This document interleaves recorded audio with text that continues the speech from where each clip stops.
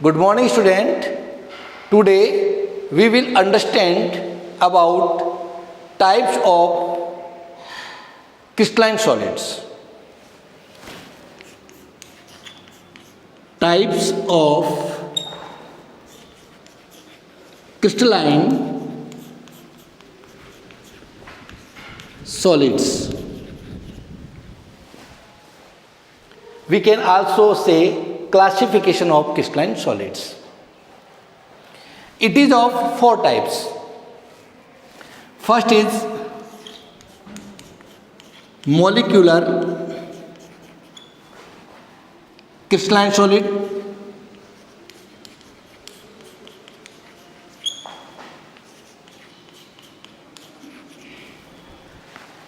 Molecular crystalline solids further subdivided in three types.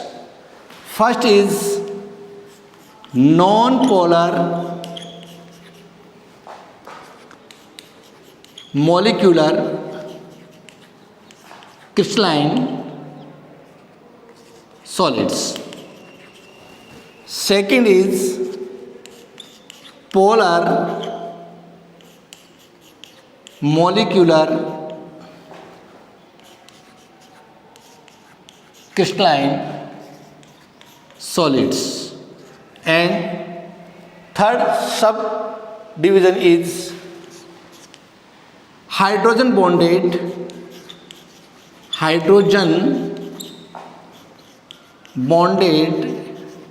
crystalline solids. These type of solids we have discussed in previous lecture. Today we are going to start second types of crystalline solid, and name is ionic solid. Ionic solid.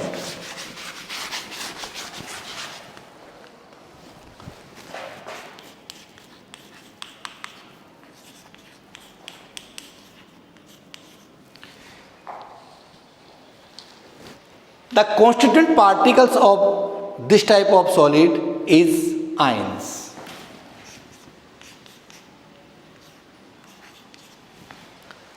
Ions means cations and anions.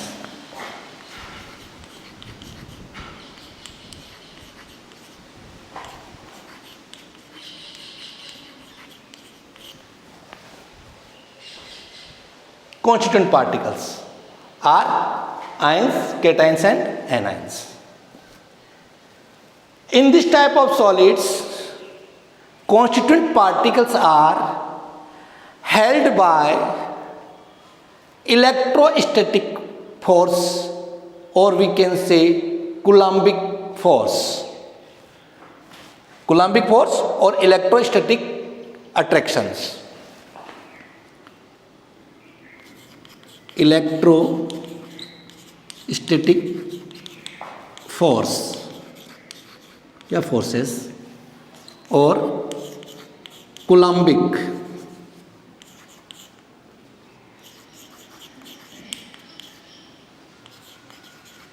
attractions.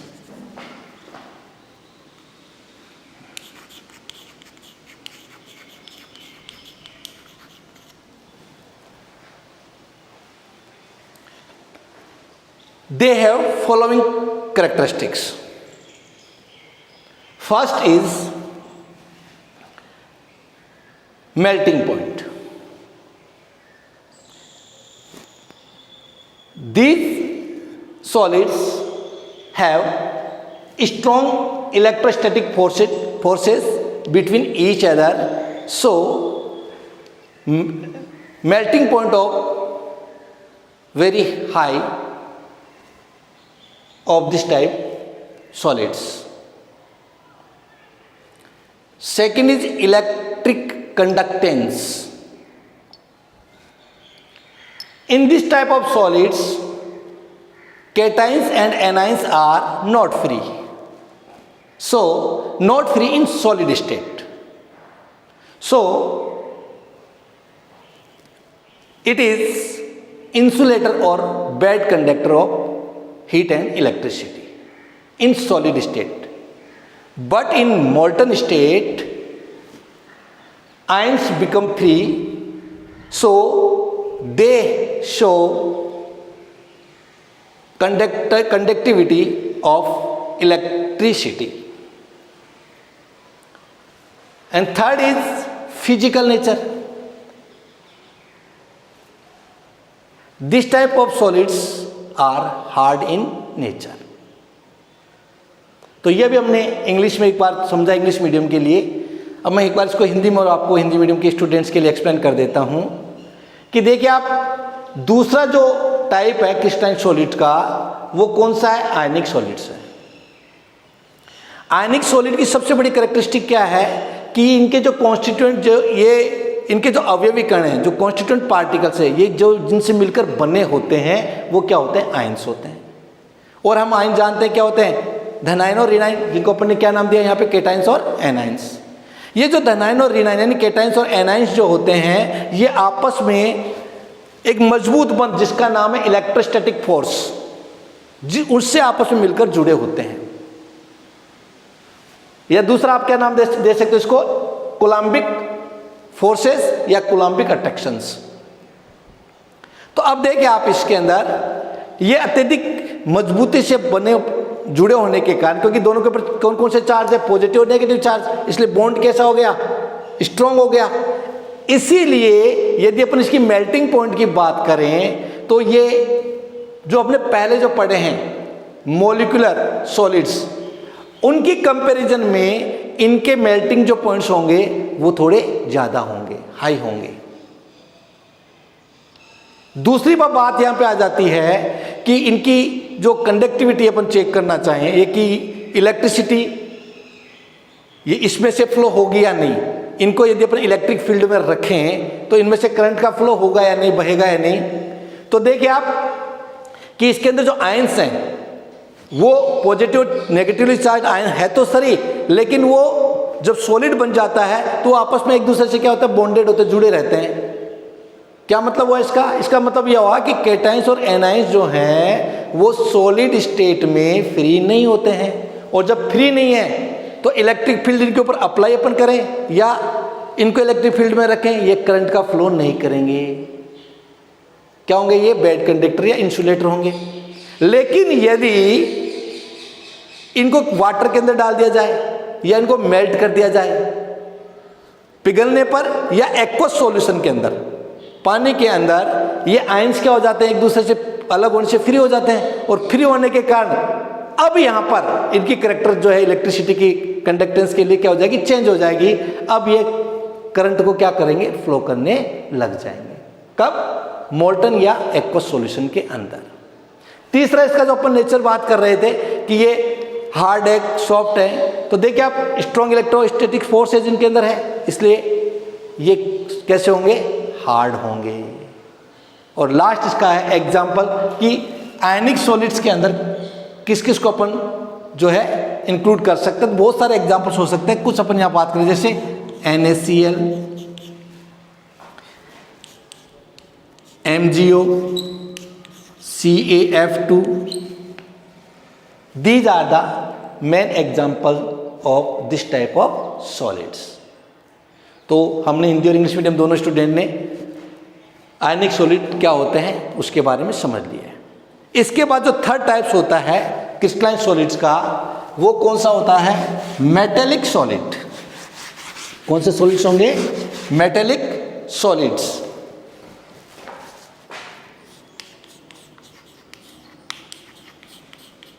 Metallic solids.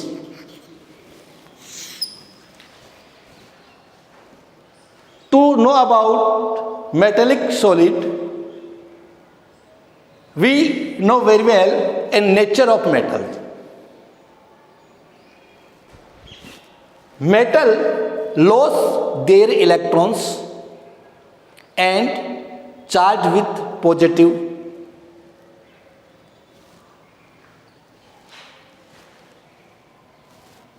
अब देखिए आप, इसके अंदर हमने भी इसमें देखा है कि मेटल्स की जो कैरेक्टरिस्टिक होती है वो कैसी है कि वो अपने इलेक्ट्रॉन्स को लॉस करके अपने ऊपर क्या कौन सा चार्ज ले लेती है, पॉजिटिव चार्ज ले लेती है।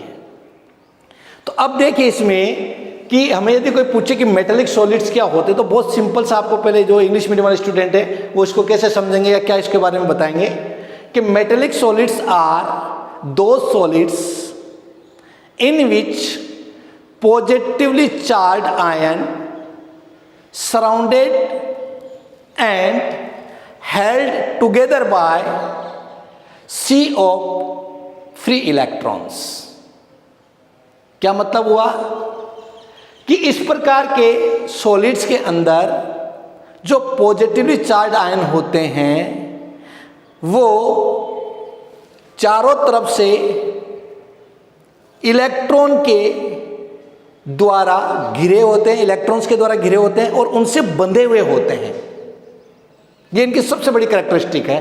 इसको बहुत ही अच्छे से मैं आपको समझा देता हूं कि देखिए मान लीजिए मेटेलिक सॉलिड हमारे पास है तो उसका जो मेन कॉन्स्टिट्यूएंट पार्टिकल्स क्या हो गए, अब यहाँ पे मेन कॉन्स्टिट्यूएंट पार्टिकल्स क्या हो जाएंगे, पॉजिटिवली चार्ज आयन। तो देखिए मान लीजिए हमारे पास ये पॉजिटिवली चार्ज आयन्स है, ये इनके क्या हो गए, मेन कॉन्स्टिट्यूएंट पार्टिकल्स हो गए।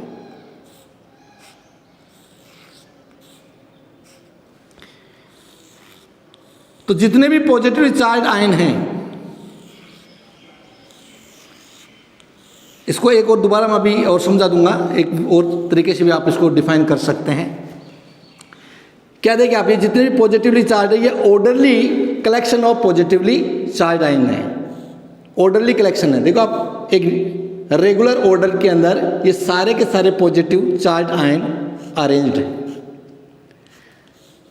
और ये जो पॉजिटिवली चार्ज जो आयंस ऑर्डरली अरेंज्ड हैं तो इन्होंने जो इलेक्ट्रॉन्स को जो लॉस किया है, ये इलेक्ट्रॉन्स कहाँ आ गए, इंटरस्पेस, आप इसको वॉइड्स बोल दें, इंटरस्टियल स्पेस कह दें या कॉन्स्टिट्यूएंट पार्टिकल्स के बीच में जो जगह गैप है, इनके अंदर ये इलेक्ट्रॉन्स हैं।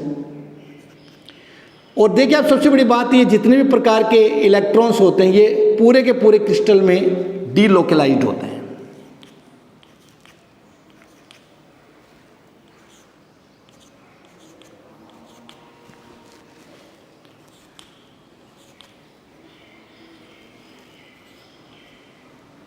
अब देखिए आप इसमें दोबारा यदि आप इसको डिफाइन करना चाहें, आराम से समझ में आएगा आपके कि मेटेलिक सॉलिड्स क्या हैं, दो सॉलिड्स इन विच पॉजिटिवली चार्ज आयन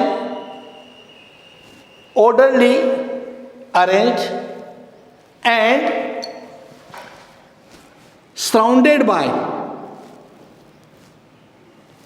और हेल्ड टुगेदर बाय, यानी साथ साथ में घिरे हुए भी हैं और साथ साथ में जुड़े भी हुए, किससे, पॉजिटिव नेगेटिव, ऐसे इस प्रकार से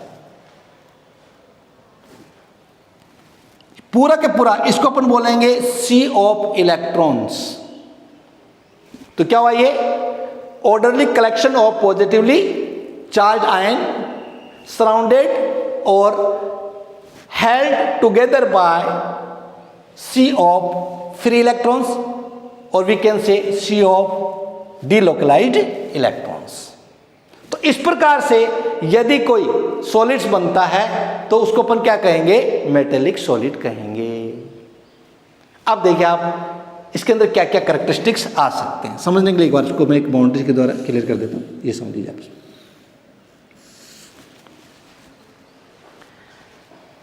अब इसके अंदर बहुत सारे कैरेक्टर्स डेवलप हो गए। मेटल्स के कैरेक्टर तो इसके अंदर क्या क्या है, उस जो भी मेटल्स के अंदर कैरेक्टर्स होते हैं, they show all types of metallic characters. जैसे first, this type of solids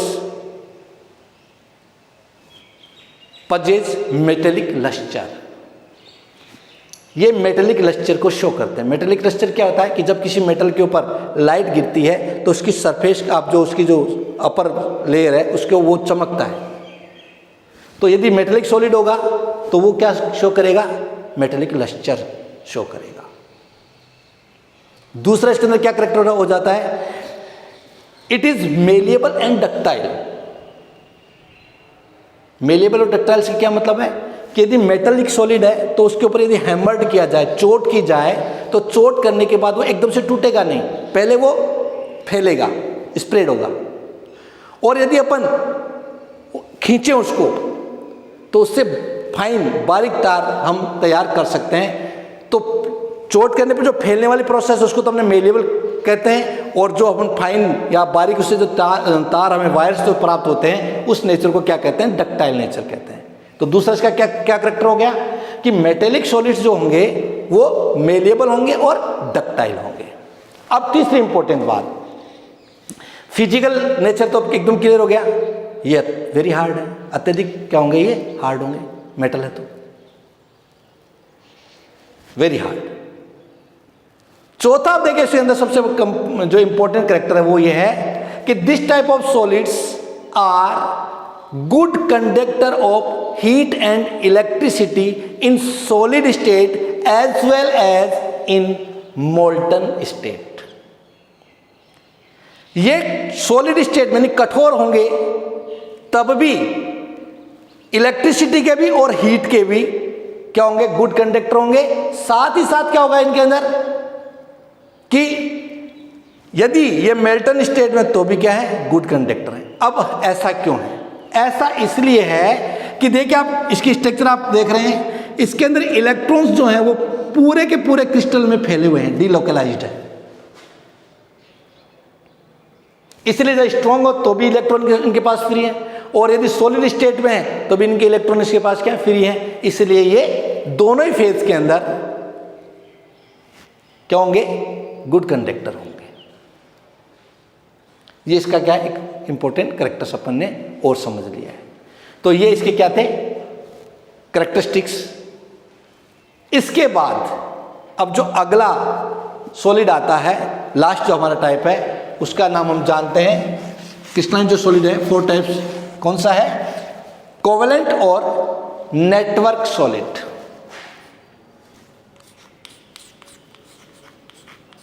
covalent और इसी का दूसरा नाम क्या है, network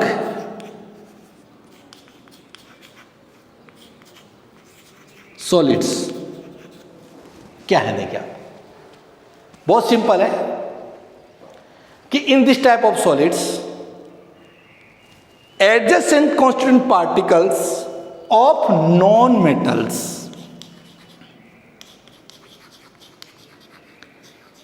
adjacent particles of non-metals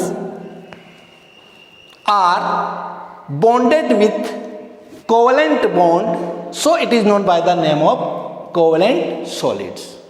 Hindi में देखिए आप इसको कैसे समझेंगे कि अब हमने क्या बात की कि यदि इसके अंदर जो कॉन्स्टिट्यूएंट पार्टिकल्स होंगे, एक वर्ड यूज किया था adjacent constituent particles. Adjacent constituent particles का मतलब है कि एक कॉन्स्टिट्यूएंट पार्टिकल्स के ठीक पास वाला कॉन्स्टिट्यूएंट पार्टिकल्स, ये कॉन्स्टिट्यूएंट पार्टिकल इसके पास वाला ये, और ये एडजेसेंट कॉन्स्टिट्यूएंट पार्टिकल्स हो गए। ये जो कॉन्स्टिट्यूएंट पार्टिकल्स होंगे इसके अंदर वो किस बॉन्ड के द्वारा बॉन्डेड होंगे, किससे बंधे होंगे, कोवेलेंट बॉन्ड के द्वारा। इसीलिए इसका क्या नाम रख दिया गया है, कोवेलेंट सॉलिड्स। और नेटवर्क क्या होता है, देखो नेटवर्क क्या होता है कि एक नेट अत्यधिक बहुत बड़ा, तो यहां पर भी क्या है कि कॉन्स्टिट्यूएंट पार्टिकल्स जो होते हैं नॉन, अच्छा एक बात इसमें एक वर्ड आया है कि इसके अंदर जो कॉन्स्टिट्यूएंट पार्टिकल्स जो पार्टिसिपेट करेंगे किसके करेंगे, नॉन मेटल्स के करेंगे, मेटल्स के नहीं होंगे। और ये कॉन्स्टिट्यूएंट पार्टिकल्स बहुत अधिक संख्या में, न्यूमरस, आपस में कोवेलेंट बॉन्ड के द्वारा जुड़कर एक बहुत ही बड़े आकार का, बिग साइज का क्या बना लेते हैं, सॉलिड्स बना लेते हैं। इसीलिए इसको क्या नाम दिया गया, नेटवर्क सॉलिड। और इनकी साइज बहुत बड़ी होने के कारण it is also known by the name of Gantt solid. इसका एक दूसरा नाम और है, क्या है वो, Gantt solid, sorry GIANT, Gantt solid. Gantt solid का क्या मतलब है, गैंट जो वर्ड यूज होता है वो किसके लिए होता है, दैत्य आकार, विशाल आकार। तो ये अत्यधिक साइजों का भी बड़े होते हैं, so it is also known by the name of Gantt solid. तो इसके 3 नाम हो गए, covalent solid, network solid and Gantt solid. अब इसकी क्या कैरेक्टरिस्टिक्स होंगी? देखिए, आप फिजिकल नेचर की अपन बात करें तो क्या होंगे ये? वेरी हार्ड, बहुत ज्यादा क्या होंगे? वेरी हार्ड एंड ब्रिटाइल, अत्यधिक कठोर होंगे और ब्रिटाइल नेचर के होंगे। ब्रिटाइल का मतलब उनके ऊपर हैमर्ड करने पर, चोट करने पर ये छोटे छोटे टुकड़े में, पीसेज में टूट के बिखर जाते हैं। उस नेचर को बोलते हैं ब्रिटाइल नेचर, पहली कैरेक्टरिस्टिक। दूसरे यदि अपन इसकी इलेक्ट्रिकल कंडक्टेंस को या कंडक्टिविटी को देखें तो इट इज बैड कंडक्टर और इंसुलेटर ऑफ इलेक्ट्रिसिटी। इनमें से इलेक्ट्रिक करंट का फ्लो नहीं होगा क्योंकि कोई भी कॉन्स्टिट्यूएंट पार्टिकल्स फ्री नहीं है, इसलिए क्या है? ये बैड कंडक्टर है। एक्सेप्शन जरूर यहां पे अभी अपन बात करेंगे जब एग्जांपल में, और उसके ऊपर बोर्ड में आपसे कुछ क्वेश्चन पूछ भी सकता है, वो भी अपन बात करेंगे। तो दूसरा कैरेक्टर हमने पढ़ लिया कि generally it is bad conductor और इंसुलेटर ऑफ इलेक्ट्रिसिटी। तीसरा जो इसका मेल्टिंग पॉइंट, एक्सट्रीमली हाई, बहुत अधिक इनका क्या होता है? मेल्टिंग पॉइंट होता है। बहुत ज़्यादा जब हीट अपन देंगे, टेम्परेचर जब हम इसको देंगे, तभी जाकर ये मेल्ट हो सकते हैं, पिघलते हैं। और अब अपन इसकी बात करें इसके एग्जाम्पल्स की, तो देखिए आप एग्जाम्पल इनके जो होते हैं वो कौन कौन से होंगे आपके? SiC, सिलिकॉन कार्बाइड, इसका एक सबसे अच्छा एग्जाम्पल है। डायमंड, जिसको आप C डायमंड लिख देंगे अपन, क्योंकि डायमंड कार्बन से मिलकर बना हुआ है। Graphite, C graphite. तो यहां पर जो ग्रेफाइट है वो इसका एग्जाम्पल है, लेकिन एक्सेप्शन केस भी है। क्या है कि all types of covalent solids are very hard and bad conductor of heat and electricity, but graphite is a good conductor of heat and electricity and soft also. ये मुलायम भी होता है और इलेक्ट्रिसिटी को फ्लो भी करता है। तो आपने शायद छोटी क्लास में पढ़ा होगा कि why graphite show good conductivity of electricity, तो उसके बारे में आपने वहाँ समझा होगा। दोबारा अपन इसको एक्सप्लेन कर देते हैं कि देखिए आप इसके अंदर से अपन डायमंड की बात करें, ये बैड कंडक्टर है जबकि ये क्या है? गुड कंडक्टर है। तो डायमंड जो है और ग्रेफाइट जो है, both are allotropes of carbon. दोनों किसके एलोट्रॉप्स हैं? कार्बन के एलोट्रॉप्स हैं। और कार्बन के एलोट्रॉप्स होने के कारण दोनों कार्बन से मिलकर बने हुए हैं। लेकिन डायमंड के अंदर जो कार्बन की जो स्ट्रक्चर जो होती है वो कैसे होती है? टेट्राहेड्रल होती है। किस प्रकार की होती है? टेट्राहेड्रल। इस प्रकार से देखिए,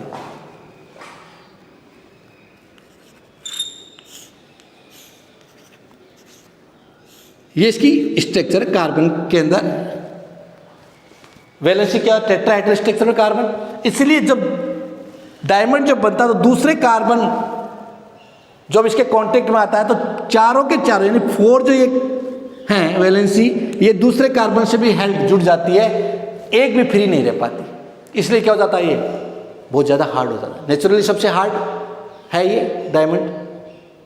लेकिन ग्रेफाइट में क्या है कि आपने छोटी क्लास में पढ़ा था कि ग्रेफाइट में जो है वो स्ट्रक्चर कैसी होती है? हेक्सागोनल होती है। किस प्रकार की स्ट्रक्चर इसकी? हेक्सागोनल, इस प्रकार से। और हेक्सागोनल स्ट्रक्चर होने के कारण इसके जो 3 वैलेंसी है वही अगले कार्बन की 3 वैलेंसी से बॉन्ड बनाती है। 1 जो कार्बन है, 1 जो इलेक्ट्रॉन्स है वो क्या रह जाता है? फ्री रह जाता है। और फ्री होने के कारण 1 इस प्रकार से बॉन्ड होते जाएंगे। 1 इलेक्ट्रॉन फ्री होने के कारण इसकी स्ट्रक्चर में हम यदि देखें तो न्यूमरस इलेक्ट्रॉन्स, अत्यधिक संख्या में इलेक्ट्रॉन्स क्या होते हैं? फ्री होते हैं। यही कारण है कि ये सॉफ्ट होता है और इलेक्ट्रिसिटी को फ्लो करता है। इसीलिए इसका यूज होता है वो हार्ड लुब्रिकेंट्स के रूप में भी किया जाता है। और हल्की सी इसको चोट कर दें अपन तो ये ताश के जैसे पत्ते के ऊपर हल्का सा प्रेस करें तो जैसे एक लेयर के ऊपर दूसरी लेयर फिसलती है, स्लिप होती है, ठीक इसी प्रकार से ये इनकी जो लेयर है वो भी एक दूसरे के ऊपर क्या हो जाती हैं, स्लिप हो जाती हैं। तो ये आपका क्या था, लास्ट जो है टाइप्स था।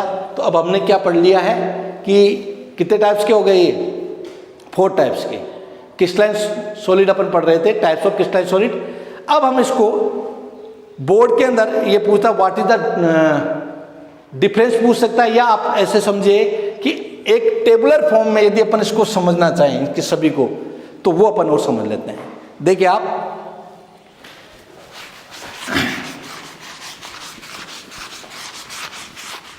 उससे क्या हो जाएगा कि पूरे आपको अच्छे से जो इसकी समरी प्राप्त हो जाएगी। हेडिंग वही आपका है, टाइप्स ऑफ क्रिस्टलाइन सॉलिड्स। अब देखिए आप टाइप्स ऑफ क्रिस्टलाइन सॉलिड की अपन बात करें तो इसको टेबुलर फॉर्म में अपन समझाना चाहें तो पहला पॉइंट तो क्या हो जाएगा, टाइप्स ऑफ सॉलिड्स। दूसरा जो कॉलम आप बनाएंगे वो क्या बनाएंगे, इसका कॉन्स्टिट्यूएंट पार्टिकल्स।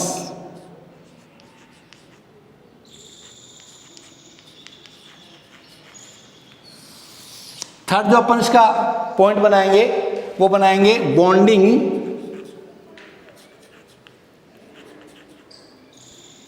बॉन्डिंग और दूसरा इसका नाम आप क्या दे सकते हैं, attractive forces. Attractive forces. Fourth अपन इसका जो पॉइंट बनाएंगे वो बनाएंगे physical nature. Physical nature.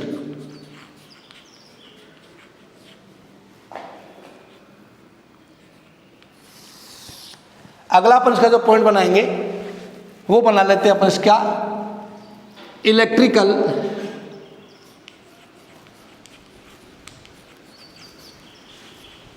Conductivity.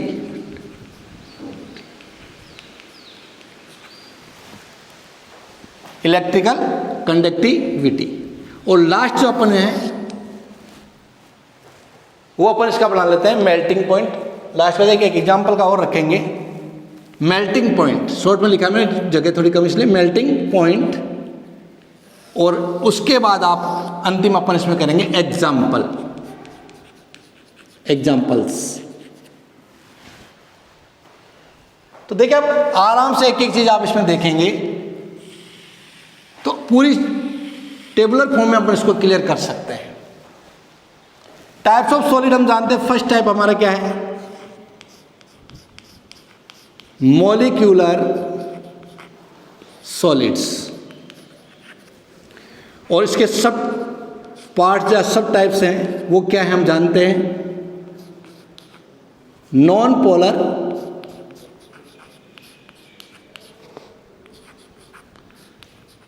Molecular, short में लिख दिया मैंने, सॉलिड्स।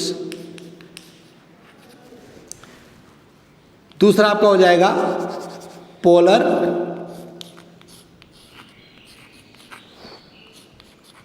Molecular solids. थर्ड आपका क्या हो जाएगा इसके अंदर, हाइड्रोजन बॉन्डेड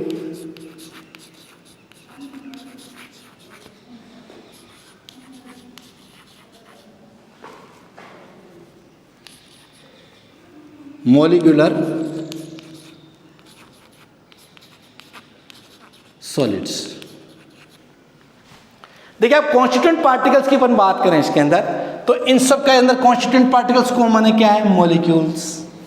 किससे मिलकर बने, सब सारे के सारे मॉलिक्यूल से मिलकर बने, तो इनका सबका कॉमन है कॉन्स्टिट्यूएंट पार्टिकल। तो एक बार अपन लिख देते हैं क्या है, मॉलिक्यूल्स। अब आ जाती है बॉन्डिंग और अट्रैक्टिव फोर्सेस।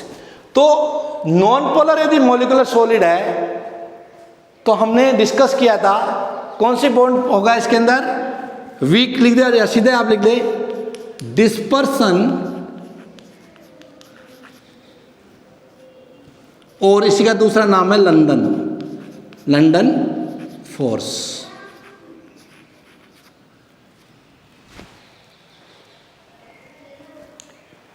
अब बात आ जाती है पोलर मॉलिक्यूल की। तो बॉन्ड कौन सा इसके अंदर होगा? Dipole dipole interactions, dipole dipole interactions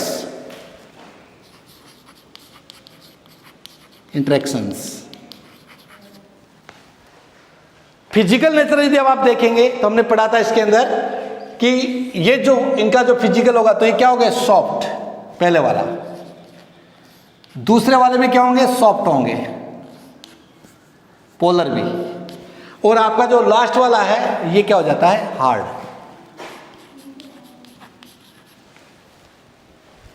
इसके बाद इलेक्ट्रिक कंडक्टेंस अपन ने पढ़ा, तीनों ही अच्छे से समझ चुके हम पहले। तीनों ही क्या है? इंसुलेटर है। तो क्या लिख दोगे आप? इंसुलेटर, इंसुलेटर और इंसुलेटर। मेल्टिंग पॉइंट की अपन बात करें तो मेल्टिंग पॉइंट इसका क्या होता है? लो। ये भी क्या है? लो है। लो भी क्या, आप तो उसको लिखें वेरी लो, बहुत कम होता है इसका, वेरी लो। ये आपका क्या है? लो है। और इसका भी मेल्टिंग पॉइंट क्या होता है? लो होता है। एग्जाम्पल यदि अपन बात करें तो पहले अपन किसको देख रहे हैं? नॉन पोलर को। तो नॉन पोलर के अपन ने एग्जाम्पल पढ़े हैं। नॉन पोलर के एग्जाम्पल क्या है? H2, I2, Cl2, Ar etcetera. Polar के अपन ने पढ़े हैं HCl, SO2 एटसेट्रा। फिर अपन बात करें किसकी? हाइड्रोजन बॉन्ड की। तो हम जानते हैं एग्जांपल H2O आइस की फॉर्म में, H2O आइस। ये आपका पहला। दूसरा देखिए आप, सेकंड, आयनिक सॉलिड्स। कॉन्स्टिट्यूएंट पार्टिकल्स क्या होंगे? आयंस। और ज्यादा आप इसको स्पेसिफाई करना चाहें तो आप ब्रैकेट में लिख सकते हैं क्या? आयंस। कौन से? Cations and anions. Attractive forces या बॉन्डिंग अपन बात करें तो इसके अंदर कौन सी बॉन्ड होगी? अब हमने पढ़ा भी electrostatic forces. Electrostatic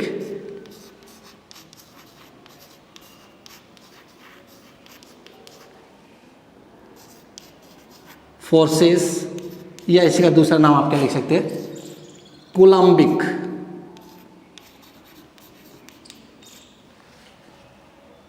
attractions, short में। अब बात आ जाती है आयनिक सॉलिड का फिजिकल नेचर कैसा होगा? कैसा होगा? हार्ड होगा। इलेक्ट्रिक इंडक्टेंस अपन ने समझ लिया था, क्या होगा ये?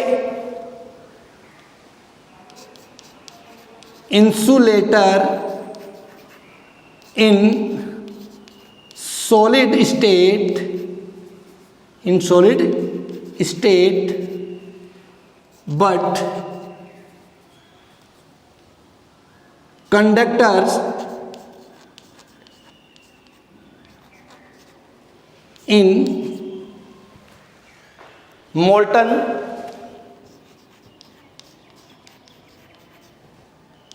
and aqueous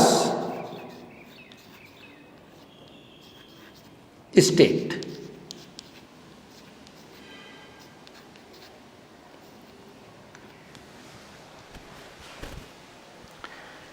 मेल्टिंग पॉइंट देखिए आप इसके अंदर, आयनिक सॉलिड है तो मेल्टिंग जो पॉइंट होगा इनका क्या होगा? हाई होगा।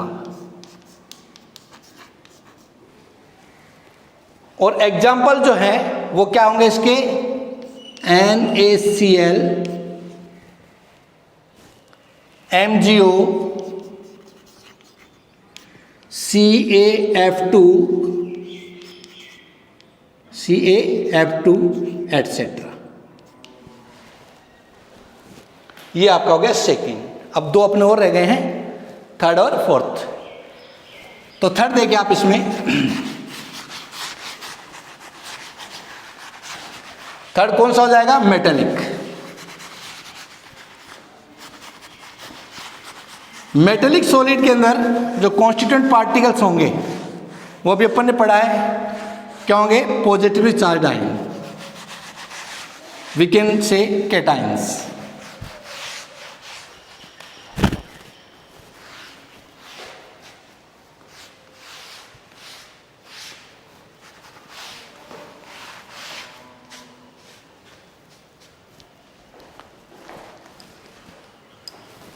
थर्ड आपका है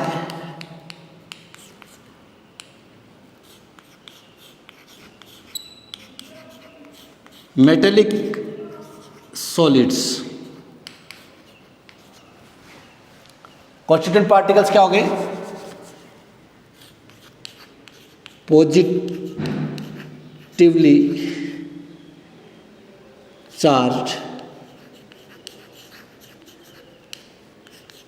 आयंस। ये क्या है, इसके कॉन्स्टिट्यूएंट पार्टिकल्स हो गए। अब बॉन्डिंग की बात अपन करें, अपन उसको और लिखना चाहे तो पॉजिटिवली चार्ज आयन पूरा लिख सकते हैं, surrounded and held with sea of electrons. इतना भी लिखेगा तो चलेगा। कॉन्स्टिट्यूएंट पार्टिकल्स हमें बताने थे, कौन से हो गए, पॉजिटिवली चार्ज आयंस हो गया। इसके बाद बॉन्डिंग देखिए आप, मेटेलिक सॉलिड्स के अंदर बॉन्डिंग आप क्या लिखोगे, मेटेलिक बॉन्डिंग। कौन सी होगी इसके अंदर, मेटेलिक बॉन्डिंग।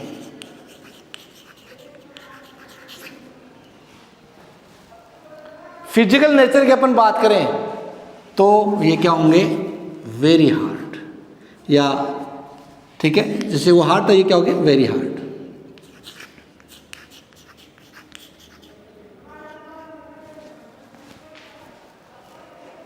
इलेक्ट्रिक कंडक्टेंस के बारे में अभी हमने समझा है, मेटल से तो क्या है, गुड कंडक्टर है, गुड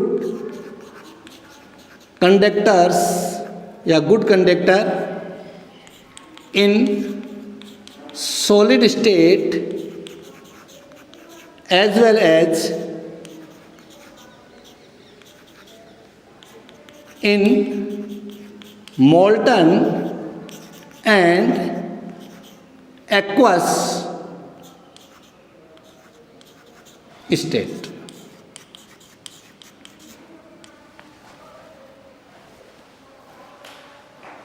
और मेल्टिंग पॉइंट जो इसका है वो क्या होगा, मेल्टिंग पॉइंट आप देखिए, अभी आपने समझा है मेटेलिक है तो क्या होगा, हाई। यहां पे भी आप लिख सकते हो वेरी हाई।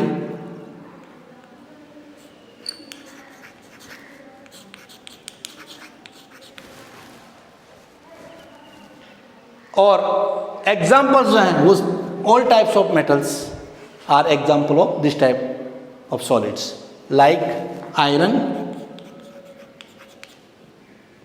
सो इसका सिंबल से शो कर देते हैं, FeCu Ag Au एटसेट्रा।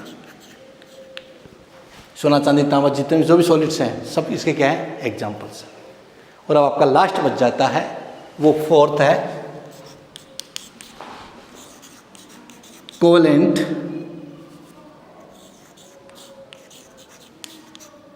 और नेटवर्क सॉलिड्स। कॉन्स्टिट्यूएंट पार्टिकल्स इसके क्या होंगे, एटम्स। यहां आपको लिखना है एटम्स।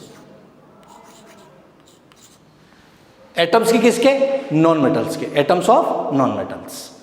और बॉन्डिंग की बात करें तो अभी अपने पढ़ा इसके अंदर कौन सा बॉन्ड होगा, कोवेलेंट बॉन्ड।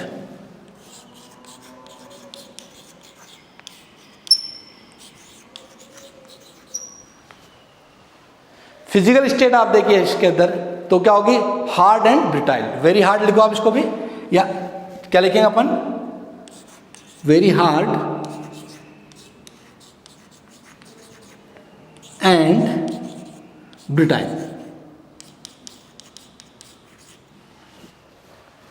और अगला जो है वो क्या है, इलेक्ट्रिकल कंडक्टिविटी। तो क्या है ये, इंसुलेटर, इंसुलेटर।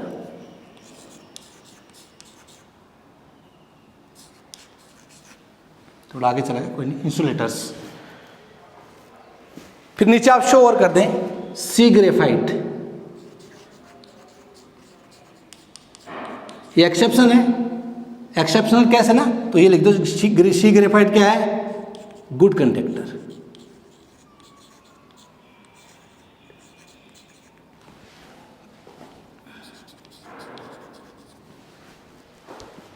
फिर आ जाता आपका मेल्टिंग पॉइंट, एक्सट्रीमली हाई, बहुत ज्यादा होता है, कैसा होगा, एक्सट्रीमली हाई।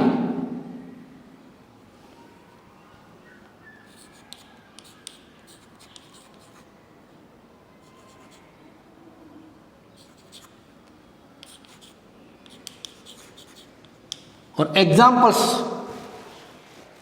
नेटवर्क सॉलिड्स के क्या क्या हो जाएंगे, हमने अभी पढ़ा है, कौन सा है, SiC डायमंड, जिसको आप लिख लो सी डायमंड,